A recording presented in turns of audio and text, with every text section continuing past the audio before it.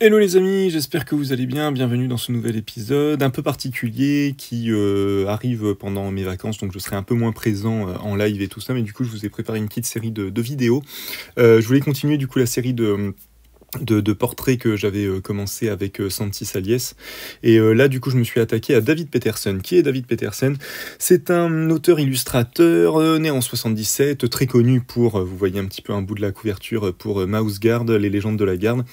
Une série de bandes dessinées, histoires illustrées. Enfin, c'est quand même de la bande dessinée pour moi, mais je trouve qu'il y a un petit côté histoire illustrée aussi. Je vais vous expliquer pourquoi j'ai du mal à le classer dans ma tête, alors que c'est clair que c'est de la bande dessinée. Bref. Très connu pour ça.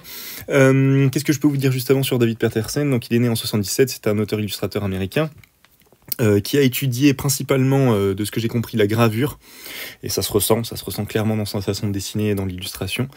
Donc la gravure, pour ceux qui connaissent pas du tout, en fait, c'est généralement, vous avez différents types de gravures, vous avez de la gravure sur zinc, de la gravure, on va faire les principaux, ce que moi j'ai appris un petit peu vite fait, gravure sur zinc, gravure sur bois, gravure sur linoléum. Donc sur bois, vous avez des gouges de gravure, vous venez travailler le bois en le creusant pour pouvoir après faire un espèce en fait, il faut penser votre dessin un peu en négatif, quelque part. Je vais pas rentrer dans les détails parce que c'est pas le but de cette vidéo, mais à un moment j'essaierai d'en faire, de vous expliquer plus ça en détail.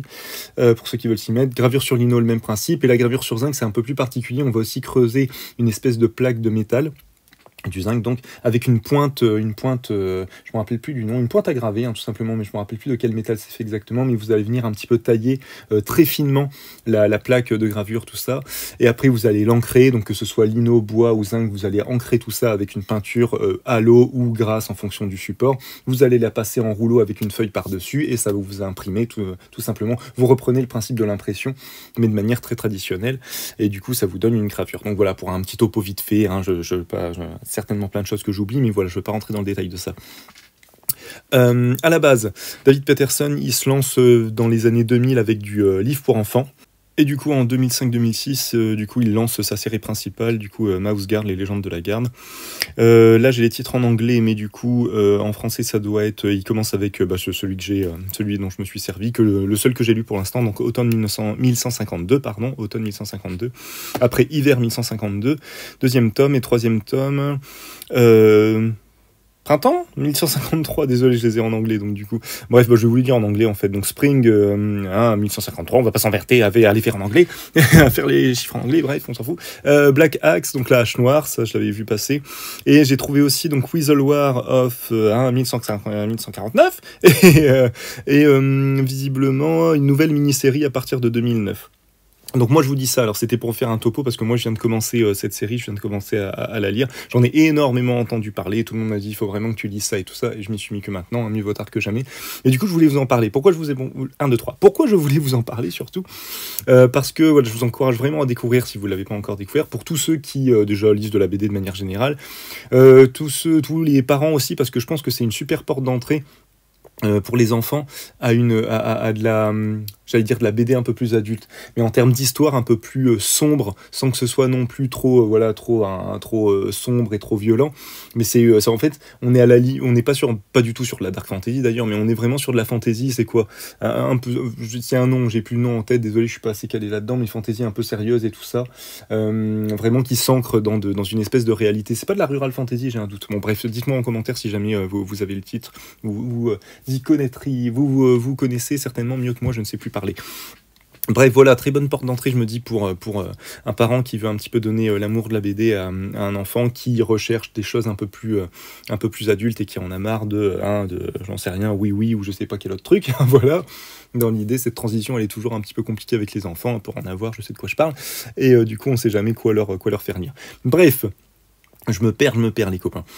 Là du coup je vous ai même pas dit en fait ce que je fais, petit aparté, du coup là ce que je suis en train de faire, je m'inspire tout simplement des personnages qui sont présents dans le livre, voilà, pour juste un petit peu illustrer ce que je suis en train de vous raconter. J'avais fait ça en live du coup un mardi soir sur Instagram, et j'avais eu pas mal de personnes qui étaient venues me voir, me demander ce que c'était. Je me suis rendu compte que c'était pas si connu que ça, donc du coup j'en ai fait un petit peu la promotion, et bref, voilà, une super découverte pour moi. Je me suis vraiment amusé, vous allez voir, je vais faire plusieurs dessins, voilà, j'essaye de montrer en même temps en live un peu ce que ça donne en termes de pages. Et c'est de ça dont justement je voulais vous parler. Je crois que j'ai déjà fait défiler des petits screenshots de certaines pages. Je trouve ça super intéressant. Pourquoi je trouve ça super intéressant? Parce qu'en fait, je me dis, pour quelqu'un qui veut commencer à faire de la BD, pour quelqu'un qui n'est pas encore à l'aise avec l'idée de BD, voilà, de la façon de traiter de la mise en page et tout ça, ce qui est mon cas, qui est clairement mon cas. J'ai une espèce de hantise de faire de la BD parce que le peu d'essais que j'ai fait, je me rends vite compte que je suis pas clair dans ce que je veux faire. Que j'aime tellement dessiner, c'est même pas forcément bien dessiner, mais j'aime tellement dessiner, j'aime tellement retravailler mon trait, tout ça, que ça devient vite le bordel et on n'y comprend rien. Et en fait, c'est là qu'on se rend compte, dans la BD, ce qui va primer, c'est la façon dont tu racontes le truc et c'est pas du tout la façon dont tu le dessines. On a plein d'exemples qui montrent que tu peux très très mal dessiner, ou en tout cas pas te casser la tête dans le dessin, mais en fait la façon dont tu vas amener l'action, la façon dont tu vas amener la chute, tout ça, tous les procédés scénaristiques que tu vas utiliser vont primer sur le dessin. Et l'inverse, c'est quand même assez rare, ça existe, hein, là en exemple qui me vient en tête, c'est un peu toujours le même, mais Olivier Ledroit, moi je me rappelle de certaines pages de Requiem qui étaient très bordéliques et pourtant très compréhensibles, donc il y a des génies, hein, tout simplement, qui arrivent à gérer le truc, ou qui ont juste assez d'expérience pour pouvoir gérer le truc, ce qui n'est pas du tout mon cas, et du coup moi c'est vite bordélique, on n'y comprend rien, et du coup voilà, là en fait ce dont je me rends compte avec David Peterson, c'est qu'en fait, je sais pas si c'est voulu ou quoi que ce soit, ou c'est peut-être moi qui fabule, mais en tout cas ce dont je me suis rendu compte, c'est que le gars quand même arrive à avoir un dessin quand même assez chargé, assez sombre, assez lourd, qui vient un petit peu de tout ce côté un peu gravure, un très travaillé, tout ça. Et comment il arrive à donner cette impression de légèreté et d'histoire qui se suit super bien, il aère tout. C'est ça qui est super intéressant, c'est qu'il aère tout au niveau de la mise en page. Si vous regardez un petit peu les screens que j'ai fait au début, ou si vous avez le bouquin devant vos yeux, il ne faut pas hésiter. Il y a déjà énormément de procédés de symétrie dans les pages. J'allais dire, il se casse pas la tête, mais en fait, je pense que tout ça, c'est quand même réfléchi. Hein. Mais du coup, pour ne pas alourdir la façon dont il raconte, avec un dessin qui est déjà assez péchu, assez chargé, et il va juste déjà opérer une certaine symétrie avec des pages, ce qui fait qu'on n'est pas paumé visuellement. On va pouvoir se perdre dans l'illustration, mais on ne sera pas perdu dans la narration, donc ce qui est super intéressant. Et il va avoir alors le format est déjà particulier. Hein. J'ai pas vérifié, ça c'est un peu dommage. J'ai pas vérifié si le format de base et comme ça est un espèce de format un peu carré. Vu qu'il fait aussi un petit peu de comics, je m'interroge, mais je pense que ça devait être dans ce format-là. Je pense pas qu'ils l'ont retravaillé en édition française. C'est un peu dommage. Vous savez quoi, je vais aller vérifier tout de suite, je reviens tout de suite. Bon, après vérification en direct, il s'avère que donc ça a bien été, c'est bien sorti en édition US dans un format carré. Et les pages, de toute façon, j'ai été regarder un petit peu les originaux en vente. Je me suis un peu perdu d'ailleurs, mais bref. Et du coup, c'est bien en format carré, donc c'est bien dans ce format-là à la base, excusez-moi. Et du coup, voilà, super intéressant. Et au niveau de la façon dont l'agencement des cases est fait, il y a 3, allez, maximum 4 cases par page. Très aéré, il y a toujours une espèce de grosse case quand même, et après c'est avec il y a quelques cases plus petites qui se baladent autour, mais voilà, un procédé de narration qui est ultra simple, et à chaque fois, c'est con, hein, à chaque fois je me dis mais putain, mais oui, c'est ça en fait, à chaque fois que je tombe sur certains auteurs comme ça qui ont un traitement, qui ont réussi à prendre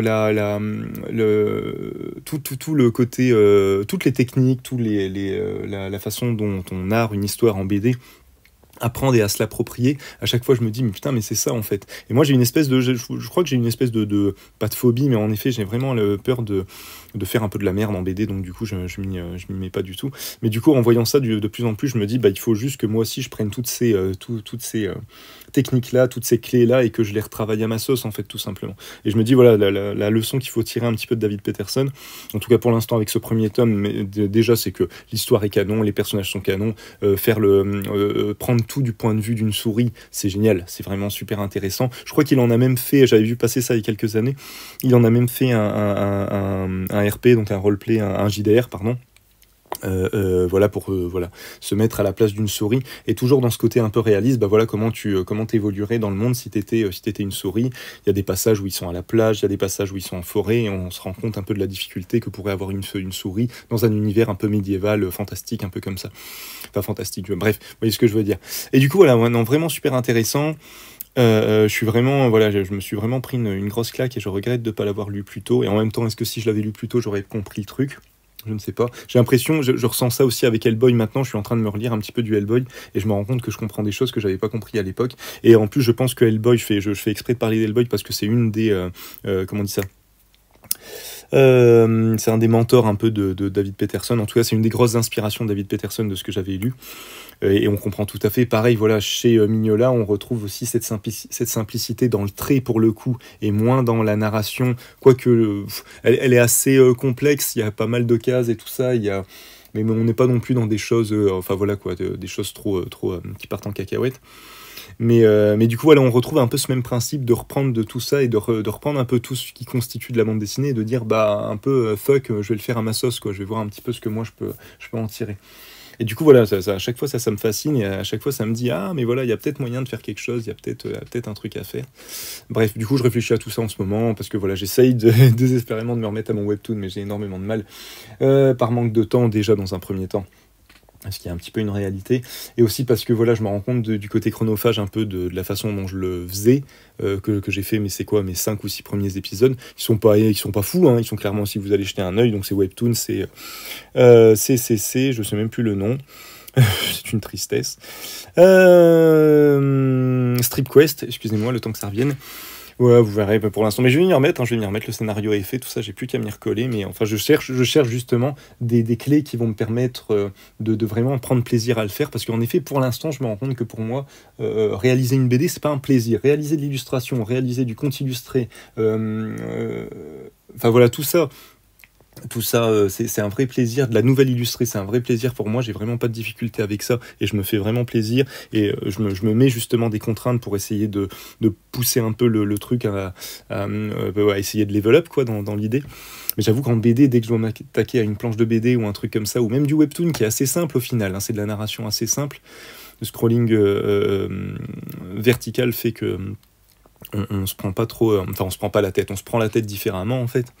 Mais on n'a pas, voilà, on est un peu plus serein d'une certaine manière. Je sais pas comment l'expliquer. Bref, vous voyez ce que je veux dire pour tous ceux qui ont essayé. En fait, le fait d'avoir que des cases à gérer, qui est sur un défilement du haut vers le bas, fait qu'on n'a pas à s'occuper justement en plus d'un défilement horizontal.